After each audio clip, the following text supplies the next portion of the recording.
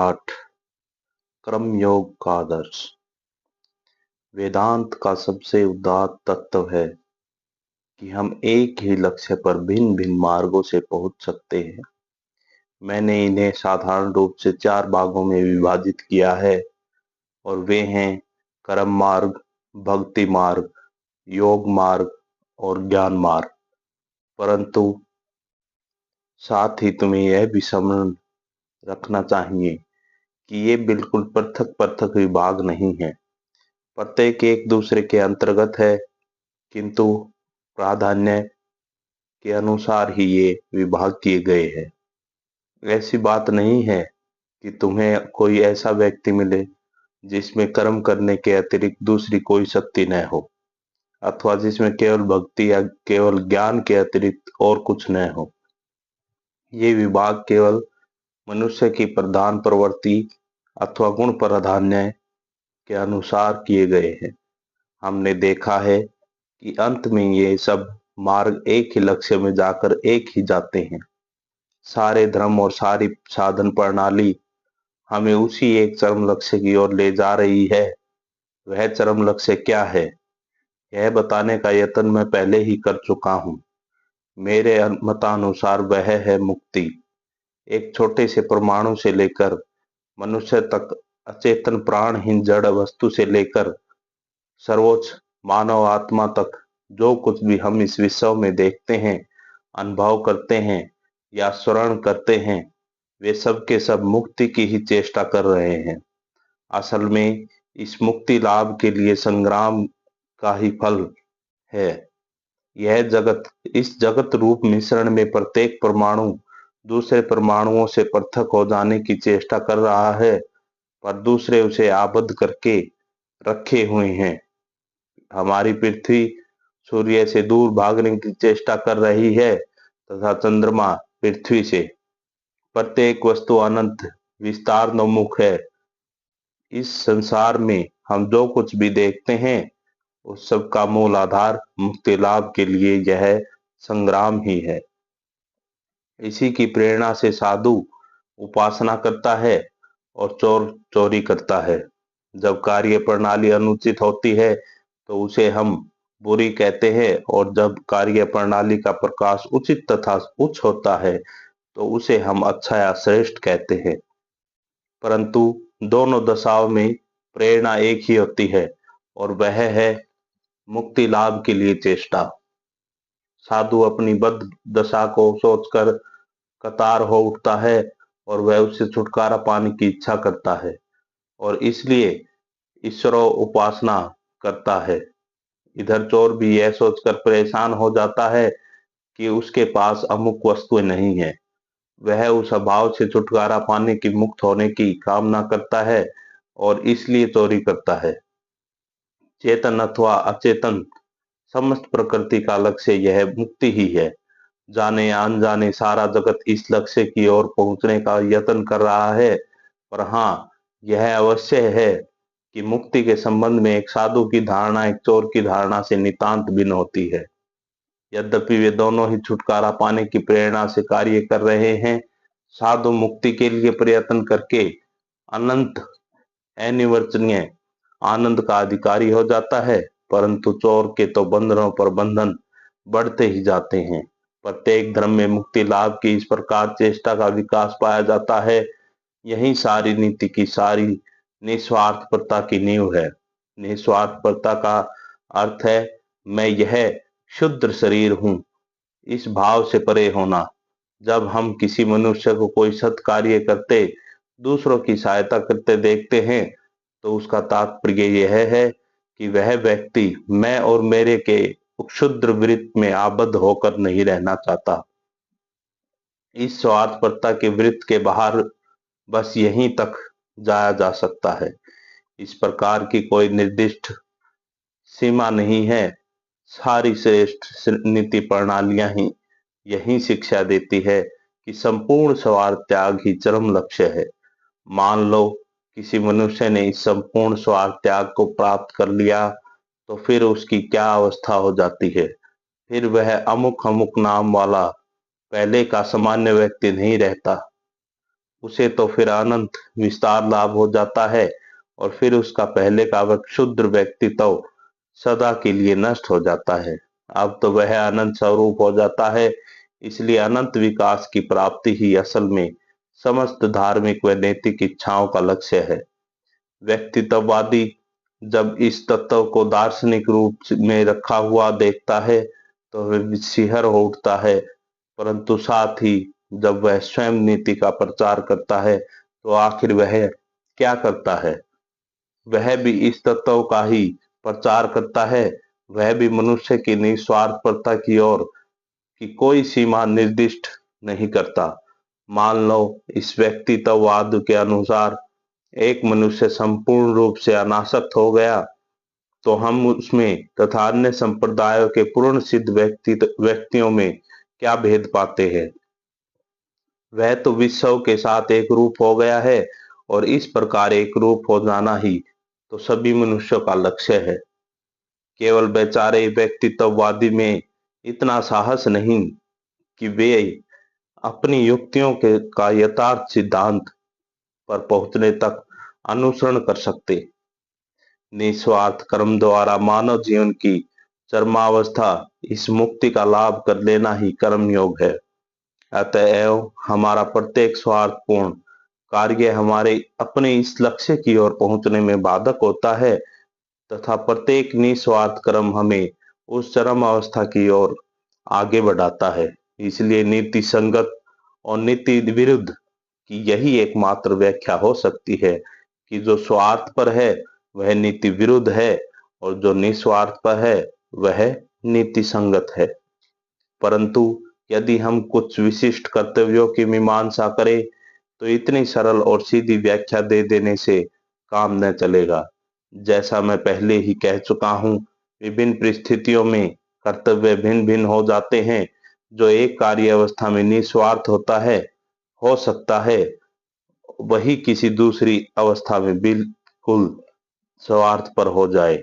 अतः कर्तव्य ही हम केवल एक साधारण व्याख्या ही कर सकते हैं, परंतु कार्य विशेषों की कर्तव्यता पूर्णतः देश काल पात्र पर ही निर्भर रहेगी।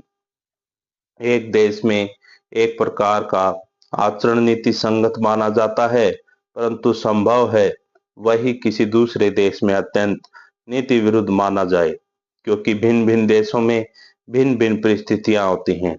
समस्त प्रकृति का अंतिम ध्येय मुक्ति है और यह मुक्ति केवल पूर्ण निस्वार्थता द्वारा ही प्राप्त की जा सकती है। प्रत्येक स्वार्थ शून्य कार्य, प्रत्येक निस्वार्थ विचार, प्रत्येक निस्वार्थ वाक्य हमें इसी ध्येय की ओर ले जाता है और इसलिए हम उसे नीति संगत कहते हैं। तुम देखोगे कि यह व्याख्या प्रत्येक धर्म एवं प्रत्येक नीति प्रणाली में लागू होती है।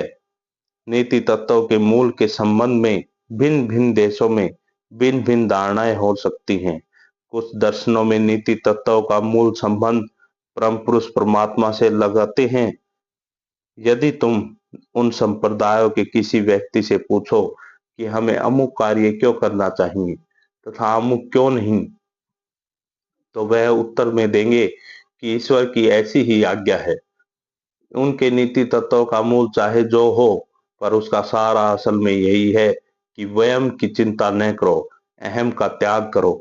परंतु फिर भी नीति तत्व के संबंध में इस प्रकार की उच्च धारणा रहने पर भी अनेक व्यक्ति अपने इस क्षुद्र व्यक्तित्व के त्याग करने की कल्पना को सिहर उठते हैं। जो मनुष्य अपने इस क्षुद्र व्यक्तित्व से जकड़ा रहना चाहता है, उससे हम पूछें, अच्छा जरा ऐसे पुरुष की ओर तो देखो जो नितांत निस्वार्थ हो गया है, जिसकी अपने स्वयं के लिए कोई चिंता नहीं है, जो अपने लिए कोई भी कार्य नहीं करता, जो अपने लिए एक शब्द भी नहीं कहता, और फिर बताओ कि उसका निजत्व कहाँ है?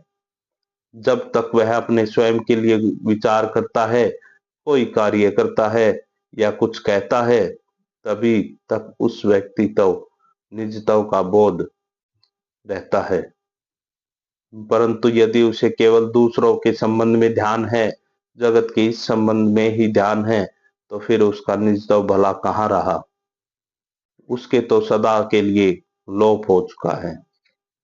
अतएव कर्म योग निस्वार्थता और सत्कर्म द्वारा मुक्ति लाभ करने की एक विशिष्ट प्रणाली है। कर्मयोगी को किसी भी प्रकार के धर्ममत का अवलंबन करने की आवश्यकता नहीं। वह ईश्वर में भी चाहे विश्वास करे अथवा न करे, आत्मा के संबंध में भी अनुसंधान करे या न करे, किसी प्रकार का दार्शनिक विचार भी करे अथवा न करे, इससे कुछ बनता बिगड़ता नहीं। उसके सम्मुख उसका बस अपना निस्वार्थता लाभ रूप बिगड़ता नहीं।